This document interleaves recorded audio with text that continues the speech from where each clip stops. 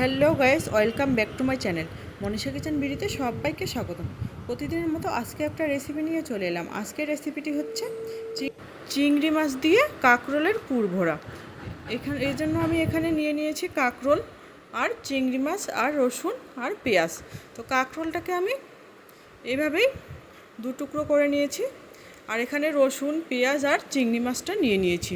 তো বন্ধুরা, রেসিপিটি যদি ভালো লেগে থাকে প্লিজ একটা লাইক করবেন, একটা কমেন্ট করবেন। আর আপনি যদি নতুন ভিজিট করে থাকেন আমার চ্যানেলটিকে প্লিজ সাবস্ক্রাইব করে দিবেন। তো এদিকে আমি জলটা গরম করে নিয়েছি, এবারে কাঁকরোলগুলোকে দিয়ে দিব। তো কাঁকরোলগুলোকে একটু ভেপে নিতে হবে, এতে কাঁকরোলের যে একটা কাঁচা ভাব থাকে এটা চলে যাবে। তো মোট মিলে এখানে আমি 3টে কাঁকরোল নিয়েছি, আপনারা চাইলে আপনাদের প্রয়োজন মতো নিতে পারেন। দিয়ে দিলাম সামান্য লবণ, এতে কাঁকরোলটা ভালো মতো ফুটবে আর কাঁকরোলের গায়ে লবণেরটা ঢুকে যাবে। তো এদিকে ততক্ষণে আমি একটা ব্যাটার তৈরি করে নিই।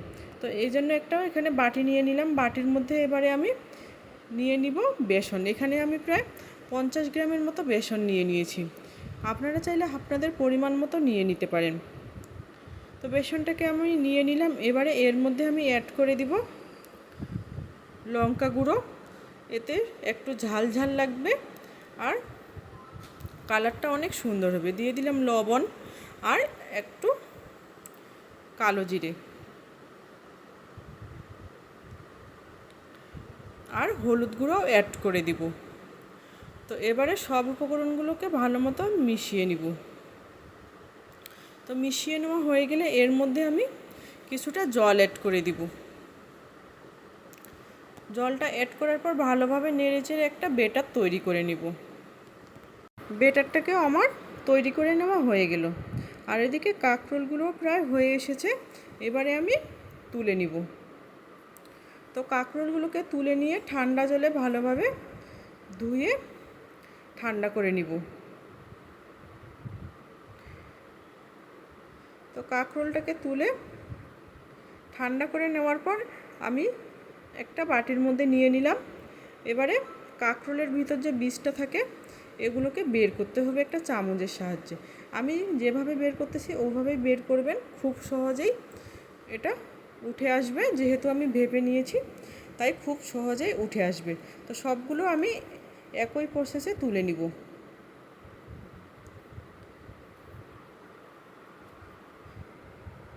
বন্ধুরা, রেসিপিটি ভালো লেগে থাকলে শেয়ার করে দিতে একদমই ভুলবেন না।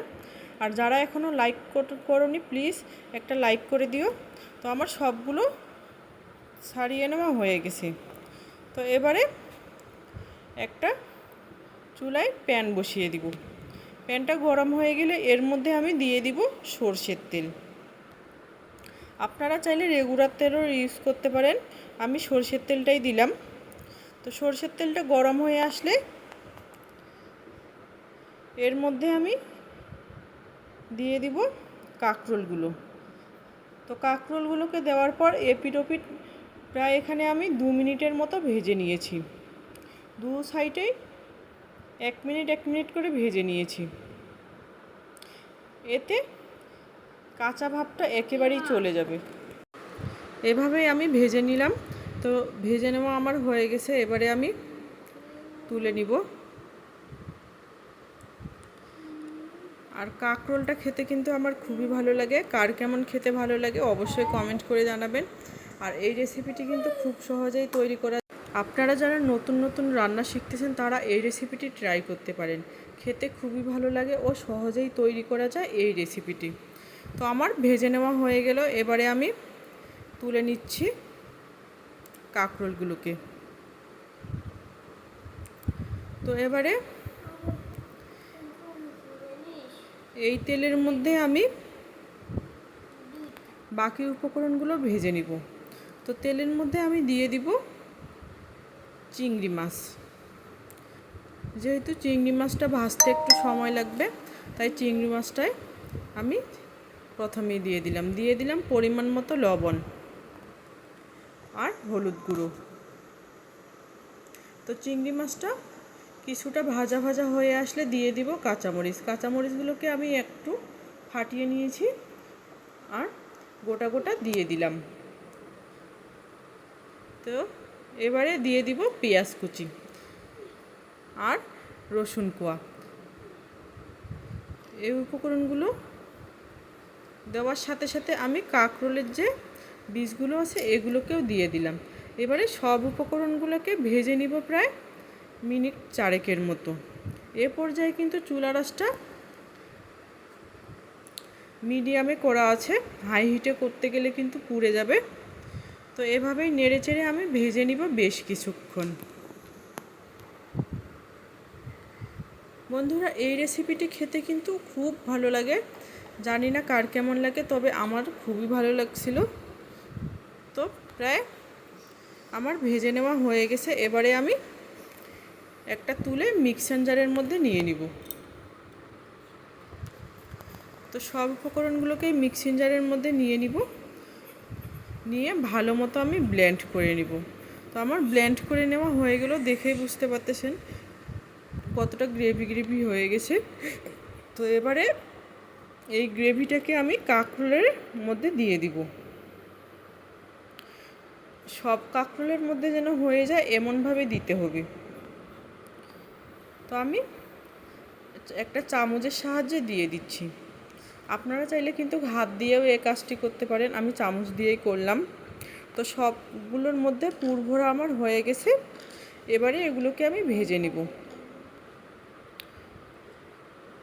তো চলুন আবারও চুলায় যাই। এদিকে বেটারটাকেও নিয়ে নিলাম। তো চুলায় আমি তেলটা গরম করে নিয়েছি।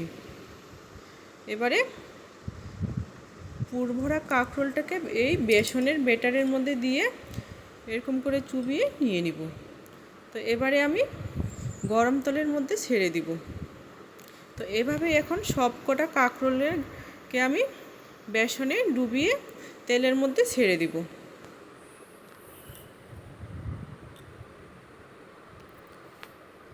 তো সবগুলোকে আমি একে একে দিয়ে দিচ্ছি। আপনারা চাইলে অল্প অল্প করে ভেজে নিতে পারেন, আমি একবারেই দিলাম।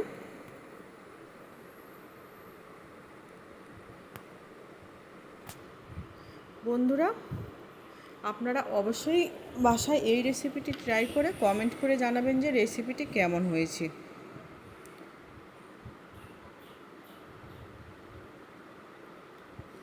আর এই রেসিপিটি আমার বাসার সবাই পছন্দ করছে। আপনারা চাইলে চিংড়ি মাছের বদলে পোস্ত ও সরষের দানা দিয়েও এই রেসিপিটি করতে পারেন।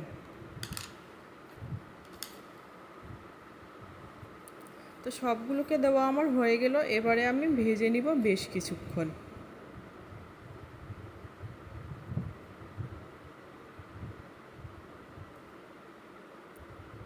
তো বন্ধুরা, বাকি যে বেটারটুকু ছিল ওটুকু আমি এই কাঁকরোলের গায়ে দিয়ে দিচ্ছি, যেন বেটারটা নষ্ট হয়ে না যায়। তো এক সাইড ভাজা হয়ে গেছে, আমি তুলে নিব। তুলে নিয়ে আরেক সাইডে উল্টিয়ে দিব ভাজার জন্য। তো এই কড়াইটাতে আমার লেগে গেছিলো, তাই আমি এই কড়াইটা থেকে তুলে আরেকটা কড়াইয়ের মধ্যে তেল গরম করে এই কড়াইয়ে ভেজে নিয়েছি বন্ধুরা। তো কাঁকরোলটাকে আমার ভাজা কমপ্লিট। তো আজকের রেসিপিটি আমার এ পর্যন্তই। দেখা হবে অন্য কোনো রেসিপি নিয়ে। ততক্ষণে ভালো থাকবেন, সুস্থ থাকবেন, নিজের খেয়াল রাখবেন। আর যারা এখনও লাইক দিতে ভুলে গেছেন, প্লিজ একটা লাইক করে দিবেন। Thank you for watching my video.